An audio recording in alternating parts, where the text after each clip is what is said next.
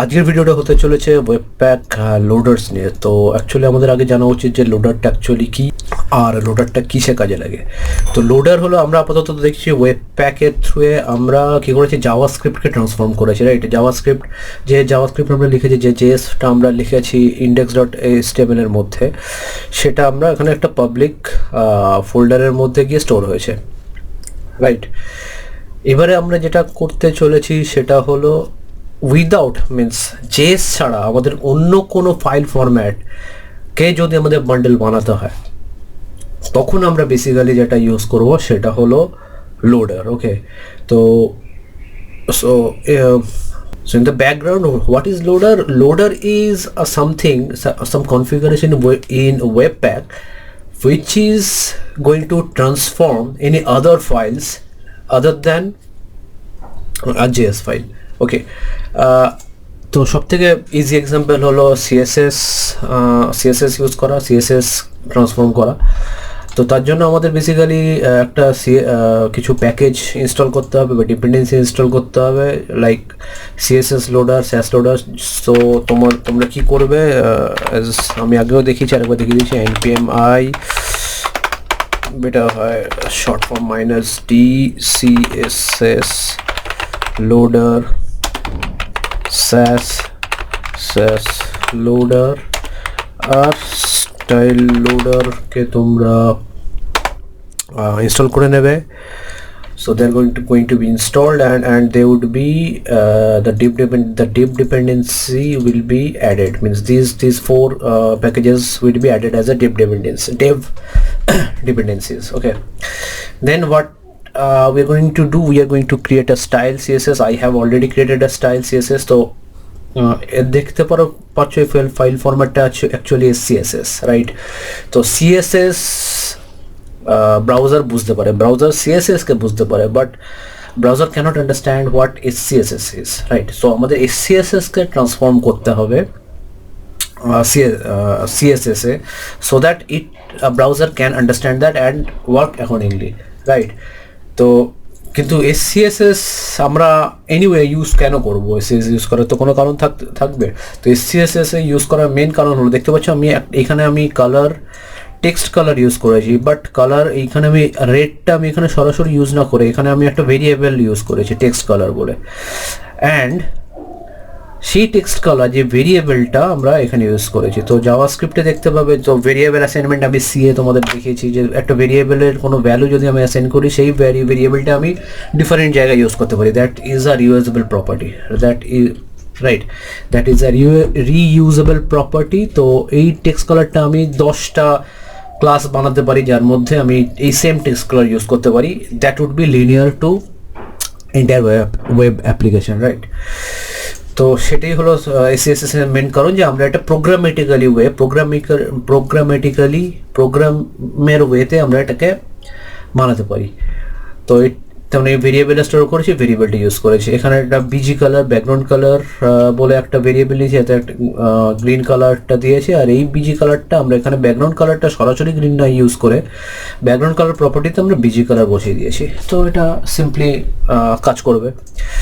তো এবারে এই জিনিসটাকে আমাদের যদি পেতে হয়, কাজ করাতে হয়, তাহলে কি করব? তাহলে অবভিয়াসলি এটাকে আমরা একবার ওয়েবপ্যাক সার্ভ করিয়ে দেখি, npm run স্টার্ট করে দেখি। তো স্টার্ট হয়ে গেছে, বাট তোমরা দেখতে পাবে যে এইটা কোনোভাবেই কাজ করছে না। বিকজ টেক্সট কালারের যে টেক্সট কালার প্রপার্টিটা আমাকে এইখানে দিতে হবে। টেক্সট কালার প্রপার্টি দিলাম, তারপরেও টেক্সট কালার কাজ করছে না, কারণ আমি এখন এই স্টাইল SCSS-টা ইউজই করিনি, তো মানে ইম্পোর্ট করিনি বা ইনক্লুড করিনি। সেটাকে কী করতে হবে, আমাকে index.js এর মধ্যে ইম্পোর্ট করতে হবে .style.scss। জাস্ট আমি style.scss-কে ইম্পোর্ট করে দিলাম। ওকে, শুধু এটা করলে করাটা তো শেষ না, আমাকে একটা ওয়েব প্যাকের মধ্যে তো কনফিগার করতে হবে, আদারওয়াইজ এটা ট্রান্সফর্ম হবে কি করে? ওয়েব প্যাকের মধ্যে এটাকে কনফিগার করার জন্য আমাদের যেটা প্রথমে লিখতে হবে সেটা হলো module this is an object. Here we need to write some rules. যেহেতু আমাদের যাবে সেই জন্য এটাকে একটা অ্যারে এলিমেন্টের মধ্যে নিতে হবে, এখানে একটা অবজেক্ট ক্লোজ অ্যারে এলিমেন্টের মধ্যে নিতে হবে। আর আমরা এখন আপাতত কি SCSS কে আমরা ট্রান্সফর্ম করব, রাইট? তো আমাদের কি করতে হবে, এখানে একটা রুলস আমাকে সেট করতে হবে যে এখানে রেগুলার এক্সপ্রেশন দিয়ে আমাদের দেখতে হবে যে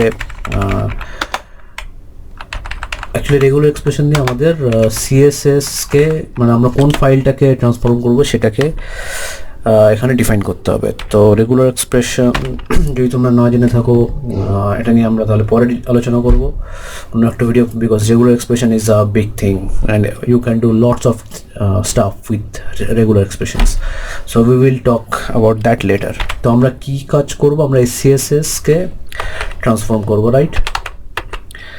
SCSS কে ট্রান্সফর্ম করছি $i, ওকে? এটা একটা রেগুলার এক্সপ্রেশন আর এটাকে আমরা কি করব, ইউজ, ওকে? ইউজ কাকে কাকে ইউজ করব না, CSS loader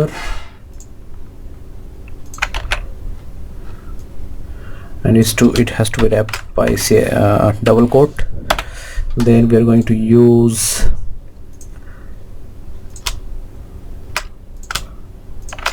SAS loader.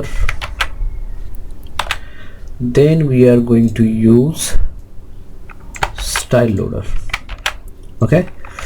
So now my code is, the configuration is ready. So SCSS is going to transform into CSS and our browser will understand what I have written in style.css, okay? Let's run it another time.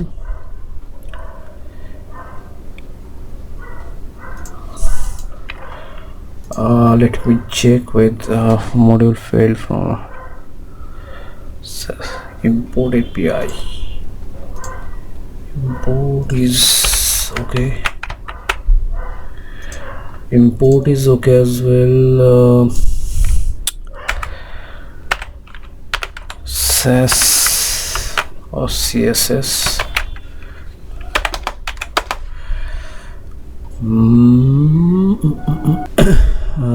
Maybe I have to change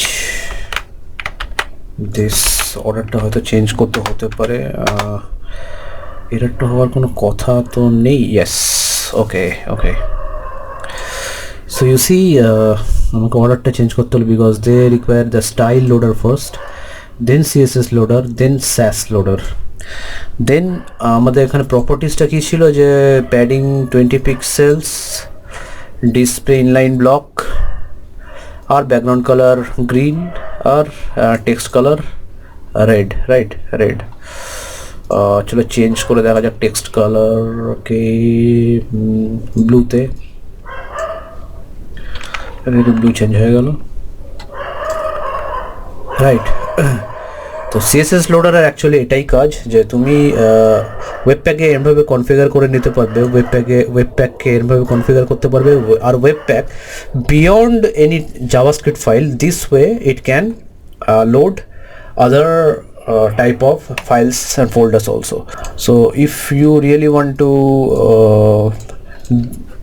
work with other loaders also, then তোমাদের কি করতে হবে, তোমাদের just গুগলে গিয়ে search করবে webpack loaders। এখানে loaders অনেক রকম লোডার্স আছে, ব্যাবেল লোডার আছে, যেটা মোস্টলি প্রচুর ইউজ হয়। it is going to transform this package allows transpiling JavaScript files into Babel and Webpack, okay? Coffee loader, coffee script যদি তোমরা ইউজ করতো, HTML লোডার, আমরা HTML মানে HTML আর আদার মাল্টিপল HTML যদি আমরা ইউজ করতে চাই ইম্পোর্ট করে সেখানে আমরা HTML লোডার ইউজ করতে পারি। তো লেস লোডার আছে এখানে, তোমরা যদি কেউ যদি লেস ইউজ করতে চাও তোমার এর বদলে, মানে CSS এর বদলে যদি তোমরা কেউ লেস ইউজ করতে চাও তাহলে লেস লোডার লেস আর লেস লোডার ইনস্টল করে নেবে অ্যাজ এ ডেভ ডিপেন্ডেন্সি, দেন তোমরা লেস ফাইলকেও কম্পাইল করতে পারবে। তো এইভাবেই অ্যাকচুয়ালি লোডারের কাজ হয়। তো যদি তোমাদের আরও বেশি লোডারের সম্বন্ধে জানতে হয় তাহলে আমি এই লিঙ্কটাকে কপি করে দেবো ডেসক্রিপশন বক্সে। Just click on that link and get to this page and try it out. খুবই সোজা, একটা তোমাদের আলাদা একটা রুলস ডিফাইন করতে হবে, মিনস তোমাকে আর একটা যেহেতু এটা অ্যারের মধ্যে লিখেছো তাহলে তোমাকে আরেকটা object this way to this copy করতে হবে। এখানে তোমাদের জাস্ট এই রুলসের পরে অ্যাড করে দিতে হবে অ্যান্ড এটা জাস্ট তোমাদের এরকম একটা সেভ ডেভ লিস্টটাকে তোমাদের ইউজ করে নিতে হবে, এখানে ইনস্টল করতে হবে একবার। ইনস্টল হয়ে গেলে দেখবে তোমরা এই জিনিসটাকে লেস ফাইলের জন্য তোমরা সেম ইউজ করতে পারবে। ওকে গাইজ, তো এইভাবেই তোমরা মাল্টিপল লোডার কনফিগ করতে পারো ওয়েব প্যাকের মধ্যে, আর they are going to perform as you expected. So আজকে এইটুকুনি। যদি তোমাদের ভিডিওটা ভালো লেগে থাকে please hit the like button and subscribe to my channel. I will enter into the world of JavaScript very soon, maybe after a couple of videos. So stay tuned with my channel. So that journey would be very power packed, so you get to learn lots of things from those videos actually. So stay with me and stay well. Bye.